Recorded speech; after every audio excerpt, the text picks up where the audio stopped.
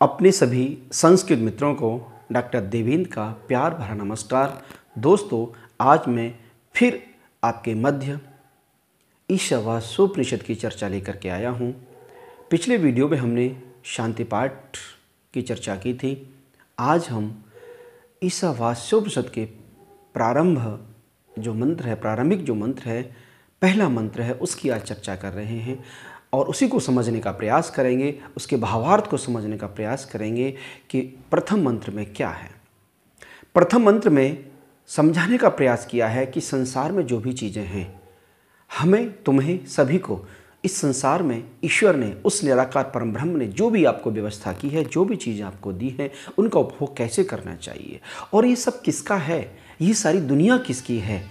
तो इसी की चर्चा हम करने जा रहे हैं प्रथम मंत्र में। तो चलिए शुरू करते हैं। पहला मंत्र लिखा है ओम ईशावास्यमिदं सर्वं यत्किंच जगत्यां जगत् तेन त्यक्तेन भुञ्जीथा मा गृधः कस्य स्विद्धनम्। अर्थात ईशावास्यमिदं, ईश अर्थात परमेश्वर, उस परब्रह्म। ईशावास्य अर्थात यह जो परमेश्वर, यह जो सब कुछ है, वह सब किससे व्याप्त है? ईश्वर से व्याप्त है। ईशावास्यमिदं, ईश माने भगवान। अब आप कई प्रकार की व्याख्याएं की गई हैं, लेकिन अर्थ दोनों का एक ही है कि सारा संसार ईश्वर से व्याप्त है, कण कण में ईश्वर है। ईशावास्यम इदम, इदम का मतलब क्या है? यह का मतलब जिधर भी हाथ करूंगा यह सब कुछ, यानी कि संसार में जो भी चीज आपको दिखाई दे रही है वो सब ईश्वर से व्याप्त है, ईश्वर से परिपूर्ण है, ईश्वर से युक्त है। ऐसा कोई भी संसार का कण नहीं है, ऐसा कोई भी संसार का पदार्थ नहीं है जिसमें ईश्वर की सत्ता न हो। मतलब हर प्राणी में, मुझ में भी, आप में भी, उनमें भी, सब में ईश्वर है। हर व्यक्ति, हर प्राणी ईश्वर से व्याप्त है। ईशावास्यमिदं, आगे क्या लिखा है? यत् किंच जगत्याम जगत, जो कुछ भी इस संसार में, जगत में दृष्टिगोचर हो रहा है, जो कुछ भी संसार में दिखाई दे रहा है, वो सब ईश्वर से व्याप्त है। पहला लाइन का अर्थ हो गया ईशावास्य, मतलब ईशा माने, ईश माने भगवान, वास्य माने व्याप्त है। जो भी ईशावास्यमिदं सर्वम, यत् सर्वम सब कुछ, यत् किंच जो कुछ भी, जगत्याम जगत इस संसार में, इस सृष्टि में जो कुछ भी दृश्यमान है, जो कुछ भी दिखाई दे रहा है और न भी दिखाई दे रहा हो, लेकिन जो कुछ भी है, मैं, तुम, हम, ये संसार, सारी दुनिया का एक एक कण, वो उस परब्रह्म से व्याप्त है, उस ईश्वर से व्याप्त है। पहली लाइन का अर्थ कुछ क्लियर हो रहा है? ओम, ओम तो वही परमेश्वर का नाम, वह परमेश्वर जो कण कण में व्याप्त है, उसको हम ओम के नाम से बुलाते हैं, ओम के नाम से उसको स्मरण करते हैं। ओम शब्द की व्याख्या हमने पिछले वीडियोज में की है। तो ओम का जो परमेश्वर, ओम का मतलब जो परमेश्वर है, वह ईश्वर है, वो ऐसा है, उसका कोई आकार नहीं, वो निराकार है। किस किस में आप आकार देंगे? आप मुझ में आकार देंगे कि वो ईश्वर है, क्या आप में आकार देंगे, या संसार के किसी भी कण में आकार देंगे, अर्थात वो निराकार है। कहने का तात्पर्य है, आप जिसको जिस भी स्वरूप में आकार दे दीजिए, बस वो वैसा ही है। अगर आप उसे राम के रूप में आकार देंगे तो राम है, अगर उसे कृष्ण के रूप में आकार देंगे तो वो कृष्ण है, अगर उसे माता पिता के रूप में आकार देंगे तो वो माता पिता है। यानी कि उसका तो जैसा भी आकार बना लो, वो वैसा ही है, वो निराकार है। अर्थात ईशावास्यमिदं सर्वम यत् किंच जगत्याम जगत, इस संसार में जो कुछ भी, जो भी है, जैसा भी है, जो कण कण में है, वो सब ईश्वर के द्वारा ही व्याप्त है।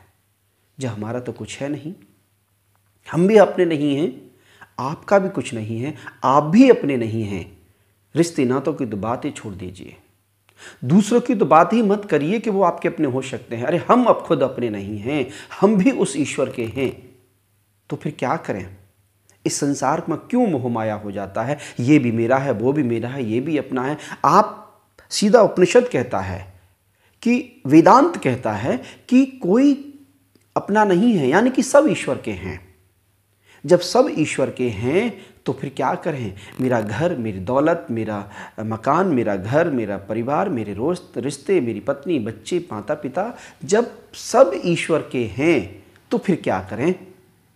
तो सीधा उपनिषद का आदेश सुन लीजिए, उसका निर्देश कहिए, उसकी सलाह मानिए, जो भी आप समझें। तो क्या कहते हैं? तेन त्यक्तेन भुंजीथा। तो फिर तेन त्यक्तेन भुंजीथा, उसका त्याग पूर्वक उपभोग करिए। मतलब इस संसार में आपका तो कुछ है नहीं, हमारा तो कुछ है नहीं, केवल उस परमेश्वर का है। तो फिर आप त्याग पूर्वक उसका उपभोग करिए। त्याग पूर्वक उपभोग से मतलब समझते हैं ना? त्याग पूर्वक उपभोग तो करिए, उपभोग के लिए ईश्वर मना नहीं करते। खूब एंजॉय करिए, आनंदित रहिए, मस्त रहिए, दूसरों को मस्ती दीजिए, लेकिन त्याग पूर्वक बात एक शब्द जोड़ दिया उन्होंने।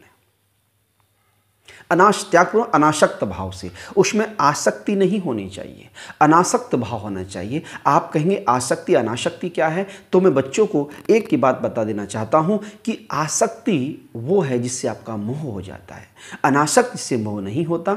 जैसे एक छोटा सा उदाहरण के लिए मान लीजिए, आप किसी ट्रेन में, आप किसी बस में यात्रा कर रहे हैं, सफ़र कर रहे हैं, आपने पैसा दिया, आपको सीट चाहिए, अच्छी सीट चाहिए और आपको सीट मिल गई।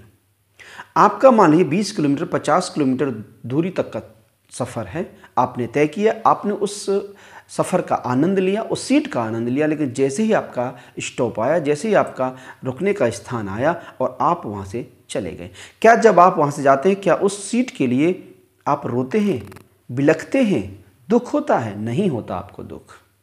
क्यों नहीं होता? क्योंकि उसमें आसक्ति नहीं है। उसमें आसक्ति नहीं थी, आपने किराया दिया, उतने दिन उतने घंटे आपने यूज किया, उसके बाद उसको अनासक्त भाव से छोड़ दिया, आपको किंचित मात्र भी दुख नहीं हुआ। उसके बाद वो सीट फट रही है, गल रही है, क्या हो रहा है, या आप बैठते समय भी उस सीट को नुकसान होता है, तब भी आपको उतना कष्ट नहीं होता जितना होना चाहिए, नहीं होता है, क्योंकि उसमें आसक्ति नहीं है आपकी।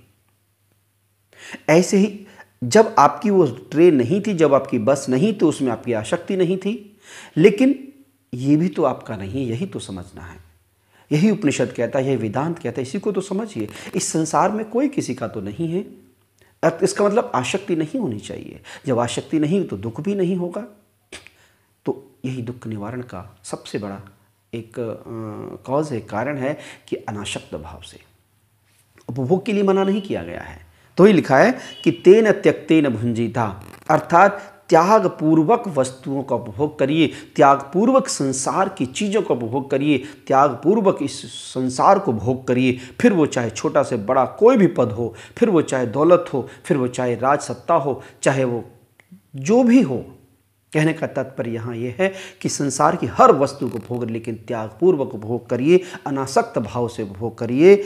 माँ गृधः कस्य धनम, अर्थात संसार के किसी भी पदार्थ का, कस्य लिखा है ना इसमें, आय कह माँ गृधः कस्य धनम, अर्थात किसी भी के प्रति, किसी के धन के प्रति भी आसक्ति नहीं होनी चाहिए, अनासक्त भाव से। अगर आसक्ति हुई तो समझ लिए दुख होगा। और जहाँ तक कहा जाए कि आसक्ति ही दुख का कारण है, क्योंकि जिस वस्तु के प्रति अगर आसक्ति होगी वो दुख होगा। जब आपसे छूटेगी ना कोई भी चीज़ हो, छोटी बड़ी कोई भी चीज़ हो, जब आसक्ति रहती है तो उससे अच्छा लगता है, अर्थात मोह होता है। जब वही चीज़ आपसे अलग होती है, दुख होता है, तो फिर आपको कष्ट होता है, पीड़ा होती है। तो यही है कि आसक्ति का मतलब है दुख, अर्थात आसक्ति रहित होना चाहिए जिससे कि दुख ना हो। तो ये निर्देश या उपदेश कहिए या उपनिषद का एक आप आदेश मानिए, उपनिषद का चाहे सलाह मानिए, तो कहता है, तो समझा रहा है, ईसा वासिमदम सर्वम यत् किंच जगत्याम जगत, इस संसार में जो भी पदार्थ है, जो भी कण है, जो भी वस्तु है, वो सब ईश्वर से व्याप्त है। ऐसा संसार का कोई भी पदार्थ नहीं है जो ईश्वर से रहित हो, जो ईश्वर जिसमें न हो, ईश्वर जिसमें सत्ता न हो, अर्थात ईश्वर की सर्वत्र सत्ता है। और क्या लिखा है, तेन त्यक्तेन भुंजीथा माँ गृधः कस्य धनम, अर्थात इसलिए उस संसार की प्रत्येक वस्तु का, चूंकि वो आपकी नहीं है, वो ईश्वर की है, इसलिए संसार की प्रत्येक वस्तु का आप कैसे उपभोग करिए, त्यागपूर्वक उपभोग करिए। उसमें आसक्ति का भाव नहीं होना चाहिए, अनासक्त भाव से। अनासक्त भाव से आप संसार का उपभोग करिए, अनासक्त भाव से संसार के प्रति आप उन वस्तुओं का उपभोग करिए, भोगिए। अर्थात ये संसार धन ऐश्वर्य किसका है? अर्थात वह किसी का नहीं है। कस्यचित् धनम, तो बताइए ये धन किसका है? क्या किसी का है धन? आज जो हमने धन कमाया है क्या वो हमारा है? हमारा तो हो ही नहीं सकता, क्योंकि हम खुद ही अपने नहीं हैं, हम भी तो ईश्वर के हैं। तो हमारा धन आज है, उपभोग करिए, उसके बाद फिर किसी और का हो जाएगा वो। तो धन किसी का नहीं है। तो ही लिखा है माँ गृधः कस्यचित् धनम, अर्थात ये धन किसी का नहीं है, इसका लालच मत करो, इसके प्रति आसक्ति पैदा मत करो, इसके प्रति अनासक्त भाव से रहो, उसका उपभोग करो। हमारे भर्तृहरि जी ने भी धन की 3 गतियाँ बताई हैं। कौन कौन सी? उपभोग, दान और नाश। धन का ये तो व्यक्ति उपभोग करे या फिर उसको दान करे। अगर दोनों में से नहीं करता तो उपभोग करता है, ना वो दान करता है, तो तीसरी जो गति है ना विनाश, वो निश्चित रूप से होगा, उसको कोई रोक नहीं सकता। तो इसलिए इस संसार में प्रत्येक वस्तु का अनासक्त भाव से उपभोग करते हुए अपने जीवन को यापन करना चाहिए। और वो जीवन कितना लंबा होना चाहिए, वो जीवन कितने वर्षों का होना चाहिए? हमारे शास्त्रों में, हमारे उपनिषदों में मनुष्य की जो जन्म आयु है कितने वर्ष की निश्चित की गई है। तो कर्म करना है हमें, तो कर्म कैसे करना है, कैसे क्या करें हम, इन बातों को जानने के लिए हम दूसरे मंत्र का सहारा लेते हैं। तो अगले वीडियो में हम दूसरे मंत्र की ओर चलेंगे। तो तब तक के लिए उम्मीद करता हूँ कि आपको कुछ अगर अच्छा लगा हो तो प्लीज़ लाइक कमेंट करिए। तब तक के लिए सभी अपने सभी विद्वान साथियों का नमस्कार। जय हिंद, जय भारत।